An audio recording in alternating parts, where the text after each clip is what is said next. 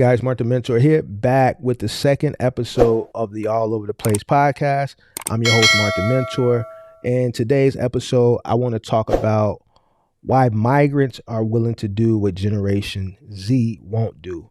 This is something that I've spoken a little bit about on the box trucking side of my channel in regards to why it's hard for people to hire employees to do work like final mile in today's times. So in this episode of the All Over the Place podcast, I want to break down why migrants are willing to do what Generation Z won't do. All right. So without further ado, let's get into it. I want to address an interesting topic that pertains to the work ethic and motivation of different generations within the workforce. All right. That's what I want to talk about. Specifically, we will explore in this episode the notion that migrants as a group may exhibit a greater willingness to undertake work compared to Generation Z. While it is important, to avoid generalizations, all right, in this episode, all right, we can examine some factors that contribute to the perception.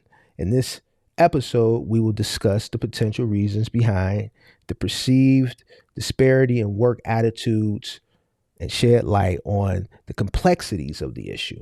To begin, it's crucial to acknowledge that both migrants and Generation Z individuals are diverse groups with a wide range of values, beliefs, and aspirations. Generalizing their work attitudes can oversimplify the complexities of individual experiences and motivations. However, we can identify certain factors that may contribute to the perception that migrants are more willing to undertake work. All right. Economic necessity. All right. That's something that I think is very important. Many migrants come from other countries or come from countries or regions with limited economic opportunities. They often migrate to other countries, including the United States, in search of better livelihoods for themselves and their families. Economic necessity can serve as a strong motivation to work diligently and take advantage of opportunities available to them. In contrast, Generation Z individuals in more economically developed countries, such as the United States, may have grown up in more comfortable circumstances, leading to different motivations and priorities, I should say, when it comes to work. Migrants often face numerous challenges and barriers when transitioning to a new country. They may encounter language barriers, cultural differences, unfamiliar work environments, but this can instill in them, I should say, a strong determination to succeed and overcome obstacles. All right. Their aspirations for a better life can drive them to work harder and seize every opportunity that comes their way. All right. You guys drive past the Home Depots or even some of the U-Hauls, anywhere where,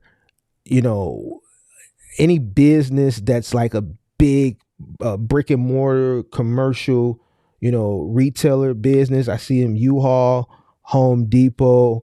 You see them outside, work for hire.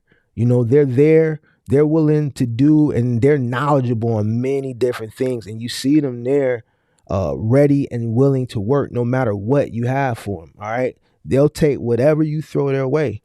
Cultural values and expectations is, I think, another important key factor on why migrants are willing to do what Generation Z won't. Migrants may come from cultures that place a strong emphasis on hard work, discipline, and perseverance. These cultures' values, I should say, can shape their work ethic and drive them to take on more demanding tasks or longer working hours. On the other hand, Generation Z nowadays, individuals may have grown up in a cultural context that emphasizes a more balanced approach to work-life integration, valuing more leisure time, self-care, and personal fulfillment alongside of their professional pursuits. Opportunities and upward mobility, another I think, key point that differentiates migrants from Generation Z. Migrants often view their migration as a pathway to upward mobility and a chance to improve uh, uh, their social uh, economic status, to say. They may perceive work as a means to achieve their goals and create a better future for themselves and their families. This sense of upward mobility can be a powerful motivator, driving migrants to be proactive and dedicated in their work. It is important It's important for me to note that these factors are not exclusive to migrants and do not apply uniformly to all individuals within these groups. Motivations and work attitudes can vary significantly based on personal circumstances, education, cultural backgrounds, individual values. Additionally, it's crucial to consider the impact of social economic factors, educational opportunities, job market conditions when analyzing work attitudes across different generations. While it is not accurate or fair, to make broad generalizations about work attitudes of migrants or Generation Z, certain factors contribute to the perception that migrants may be willing to undertake more work than Generation Z. Economic necessity, determination to succeed, cultural values, I should say, opportunities for upward mobility, all play a role in shaping work attitudes. It's essential to approach. It was essential for me to approach this topic with nuance and recognize the diversity um, uh, uh, and experiences and motivations within both groups, right? I didn't want to just single one out or place one higher than the other, right? So by understanding these dynamics, we can foster an inclusive and supportive work environment that maximizes the potential of all individuals, regardless of their background or generation. Uh, it's like I say all the time, a lot of people that come to me that, are at scale or are looking to scale their trucking business. One of the main things, especially in Final Mile, I say, one of the main issues you're going to have is hiring. It's going to be hard to hire people. And I can say this because I started in a time period where uh, uh, gig apps didn't exist, influencers didn't exist. Instagram hadn't even started yet when I got started in my business. YouTube was still fairly new. YouTube was only 4 years old. There was no monetization. There was no live streaming. None of this stuff that a lot of Generation Z wants to do now, or opportunities that have opened up for them to do, didn't exist. So it was still, go to work hard. Your shift ends, do overtime, it's available, work hard for an extra 4 hours, go home for 4 or 5 hours, get some sleep, take a shower, get up the next morning early and do it all over again. Generation Z now places, they are really serious about a term that I've been hearing thrown around a lot since the pandemic: work-life balance. I've heard people within Generation Z say, man, their work-life balance is important to them. Generation Z is not generations of the past where, like I said, they would go to work, their 9 to 5. If OT was available, then they work from 5 to 9. So they're working hard from 9 to 5. They'll stick around for OT for 4 additional hours from 5 to 9. They'll get home, take a shower, may get something to eat, go to bed, and got to be right back up in the morning. Generation Z ain't having that. They're not doing it. They're not doing it. They're not doing it. Their social life is important to them. Their alone time is important to them. They're not going to do more than what's required of them. They're not going to go above and beyond. Their work-life balance is very important to them. They want to work. They want to play during the week. They don't want to wait for the weekend. You see what I'm saying? So that's important to them. Another thing is they don't want to be tied down. That's why gig apps and gig opportunities are important. Most of Generation Z, they want to be influencers, they want to be, they want to work on startup companies.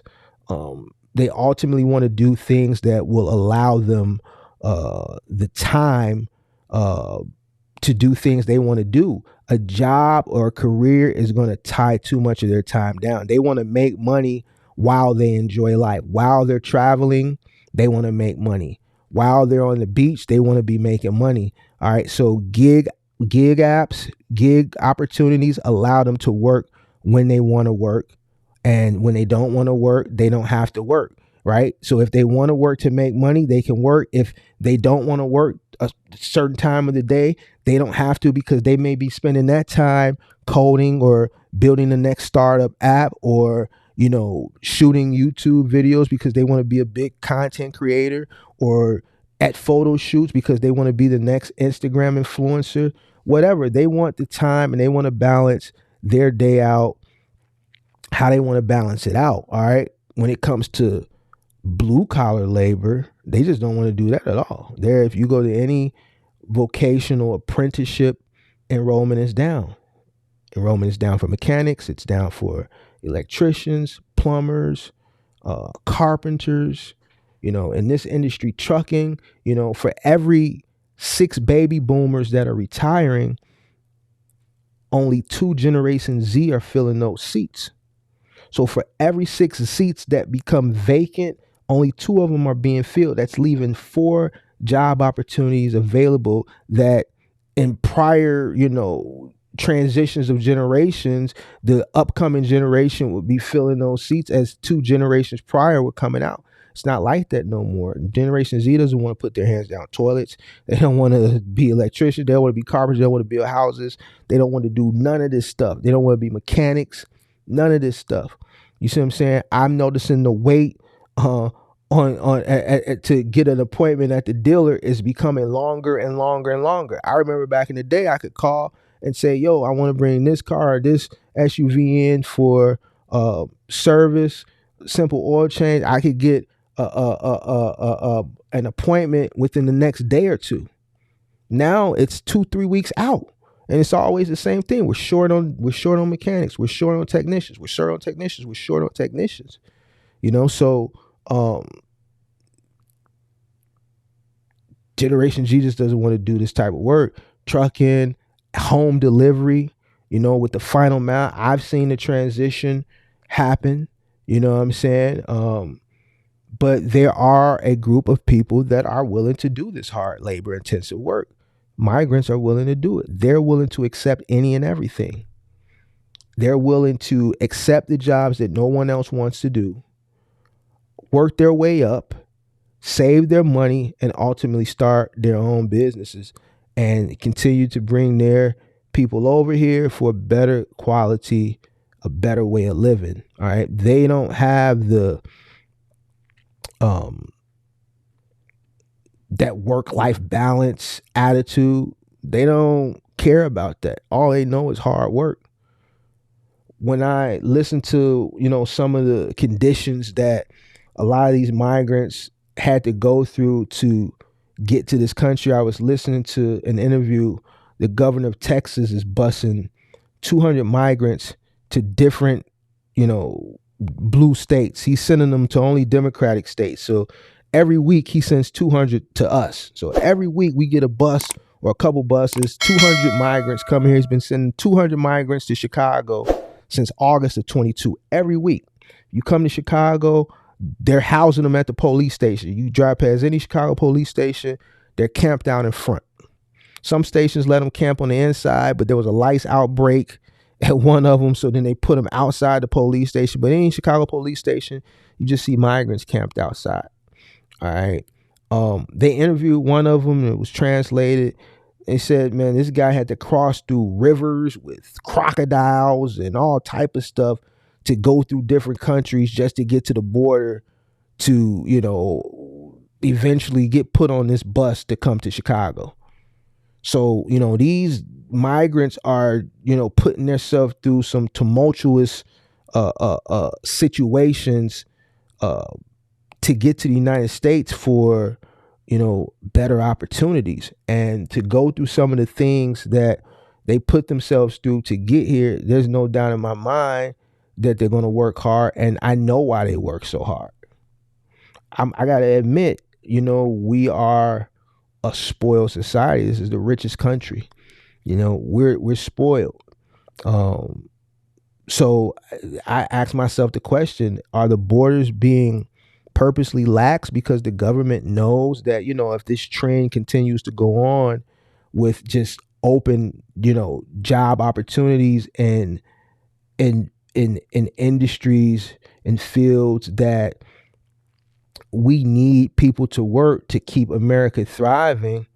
Are they purposely laxing on the border to let migrants in so that they can eventually, get the green card, get their work permit, and become the workforce in a lot of these labor intensive blue collar industries? I'm willing to bet, yeah, I think they're purposely being let in. The borders are purposely being laxed for that reason. You know what I'm saying? If this trend continues to go on, then this is obviously going to get worse. Is the generation that's coming up after Generation Z, are they going to continue this trend of wanting to be influencers, content creators, professional gig workers, so that they can balance projects and startups that they're working on the side that working a career wouldn't allow them the time to work on? Does the government know that, that next generation, if they continue this trend, is going to get worse? So they're allowing these migrants in to become the workforce? I'm willing to bet yes. You know what I'm saying? So, me personally, I don't really trip on it. I know I hear some people tripping on them, but it is what it is. We need industries to keep going. I've seen the landscape in my industry shift. All right. I've purchased furniture.